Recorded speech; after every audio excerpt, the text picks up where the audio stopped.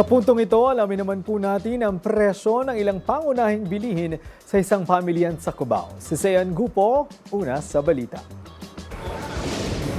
Kapansin-pansin ngayon dito sa Farmers Market sa Cubao na pagpasok pa lang ng buwan ng Disyembre, mas marami na ang murang bilihin, partikular na ang karne at gulay. Magandang balita para sa mga mamimili dahil halos lahat ng pangunahing produkto mas abot kaya na. Unang-una sa listahan ng karning baka, parehong mabibili sa 420 pesos ang beef brisket at bulalo. At sabi ng mga vendor, bagaman konting mas mataas kumpara sa iba, sa pulsa presyo ang kalidad, fresh at maganda ang cuts dito sa Farmers Market. Sa baboy, mas malaki ang ginhawa ngayong buwan.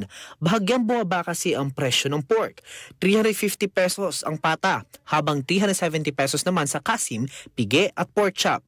Ayon sa mga tindero ng baboy, hindi sila tinamaan ng import ban dahil purong local supply ang tinitinda nila, kaya naman stable at mura pa rin. Sa manok naman, nananatiling steady at mura ang presyo. 220 pesos ang whole chicken habang 230 to 240 pesos naman ang drumstick, breast at wings.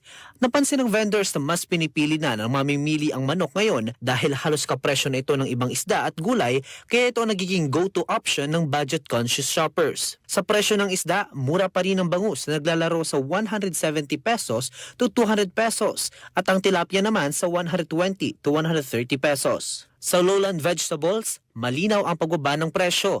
Mas mura ang ampalaya, talong, pechay native at siling green na bumaba na ng 200 piso, kaya mas maganda ang galaw sa gulayan at mas maluwag para sa mga mamimili. Sa highland veggies, bumaba ang presyo ng repolyo, patatas, cauliflower at lalo na ang Baguio beans na kamakailan lang ay tumaas na ngayon ay mas abot kaya na ulit. Sa kabuuan, good news pa rin para sa mga mamimili dahil sa kabila ng pag-ulan at limitadong supply, marami pa rin sa mga karne at gulay ang nananatiling stable ang presyo at may ilan pa nga ang bumaba ngayong pagsisimula ng Disyembre. Dahil dito may pagkakataon na mga mamimili na makapagplanong mas maaga at makabili ng mas abot kayang sangkap para sa papalapit na holiday celebrations. Noona sa mga balitang totoo at laging bago, Sean Gupo ng D1 1206 para sa Alauna sa Balita ng Congress TV.